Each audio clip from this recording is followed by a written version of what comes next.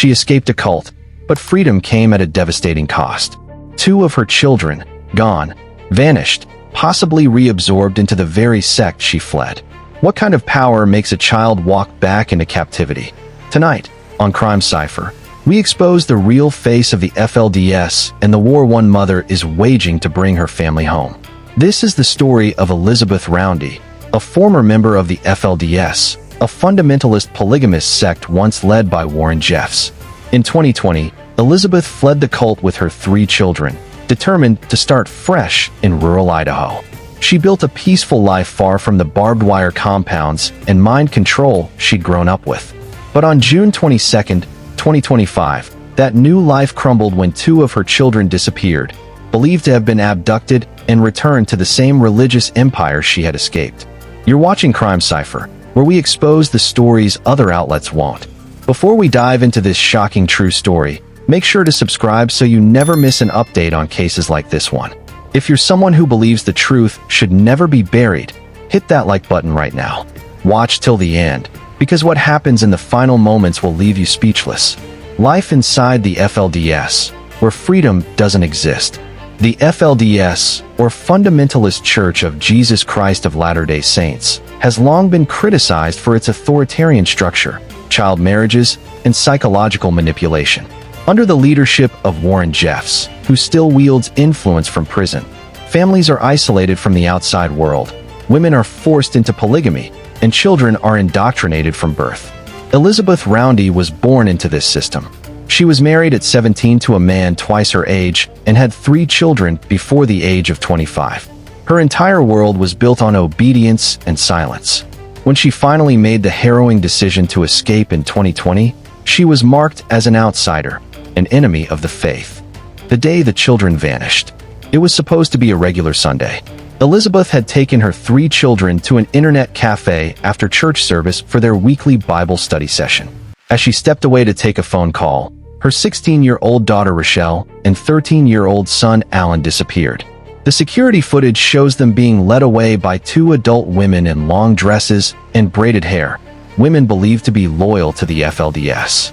Despite filing a police report immediately, little progress has been made. Rumors began swirling that the children were taken back to an FLDS compound across state lines, where law enforcement has limited access due to legal loopholes and community silence. The disappearance wasn't just traumatic, it felt like betrayal from within. Elizabeth described how, just days before the abduction, Rochelle had become withdrawn. She stopped journaling, stared at her old FLDS prayer book for hours. In hindsight, Elizabeth wonders if something, or someone, was already influencing them. Cult deprogrammers often explain that even years after leaving, mental conditioning can lie dormant until reactivated. That's what terrifies her the most. Not just that they were taken, but that they may have wanted to go. Whether that desire was truly theirs, or implanted over years of indoctrination, is the question that haunts her sleep. Inside the cult's psychological web, the tactics used by the FLDS to maintain control are chilling. Members are subjected to worthiness interviews, constant surveillance, and mandatory obedience to assigned marriages. Children are told that outsiders are evil and hellbound. Over time, even escapees like Elizabeth admit they struggled with feelings of guilt and spiritual terror. This story echoes the haunting legacy of another cult, the Family, led by in Hamilton in Australia. There, children were given LSD, beaten, and taught they were chosen by God. These extreme manipulations show how cults systematically break down personal identity and replace it with unwavering loyalty to the leader's will.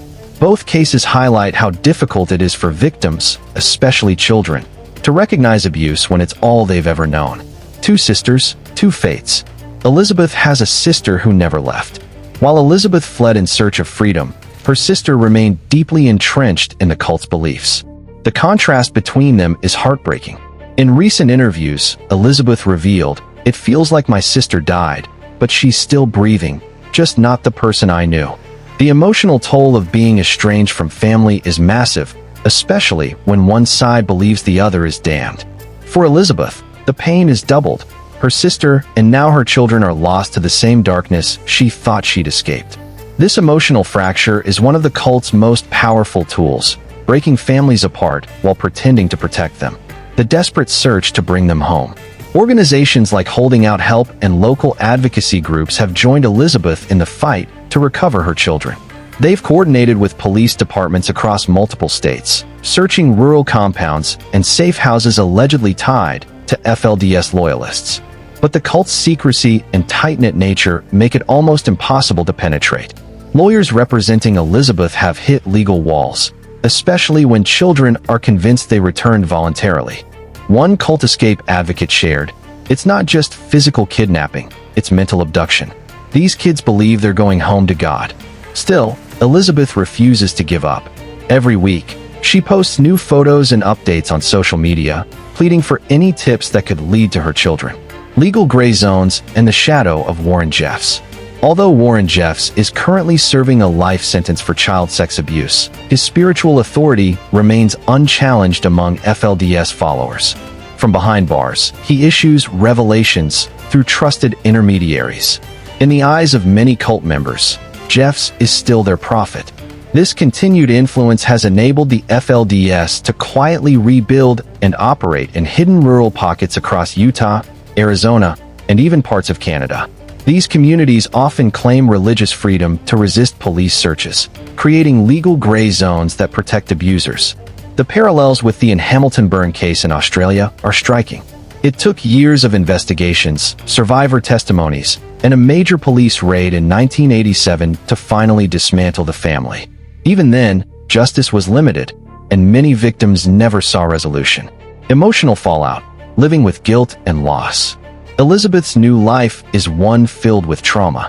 She suffers from survivor's guilt, questioning why she managed to escape when her sister didn't, and why her freedom may have cost her the safety of her children. She rereads old letters from Rochelle and Alan, trying to decipher hidden cries for help. Therapy has helped her stay grounded, but the pain remains raw. In one journal entry, she wrote, "Sometimes I wonder if I did the right thing by leaving.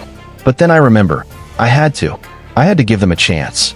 For survivors of cults, freedom doesn't always bring peace. It often brings a new layer of grief, one that never fully heals. The lingering question, can they be found? As the weeks pass, the urgency to locate Rochelle and Alan only grows. Law enforcement continues to investigate, but without direct access to FLDS compounds, the case is at a standstill. Elizabeth remains hopeful but realistic. "If they're gone forever, I need to know. I can't live in limbo," she says. She hopes that by speaking out, someone on the inside will come forward, someone who still has a sliver of conscience left. In the end, this isn't just a story about one mother and two lost children. It's a story about the invisible chains of psychological abuse, the scars of indoctrination, and the courage it takes to keep fighting when everyone else tells you to move on. New to the channel? Watch our 60-second shorts breaking down FLDS tactics, cult psychological traps, and real quotes from survivors. Binge the dark truths behind America's hidden religions. Do you believe these children can still be found? Do you believe their story deserves national attention? Then make your voice heard. Drop a comment, share this video, and subscribe to Crime Cipher. Coming soon, an exclusive full interview with Elizabeth Roundy, where she breaks her silence about the night her children vanished and the system that failed them. We're also investigating other cults still operating in secrecy today.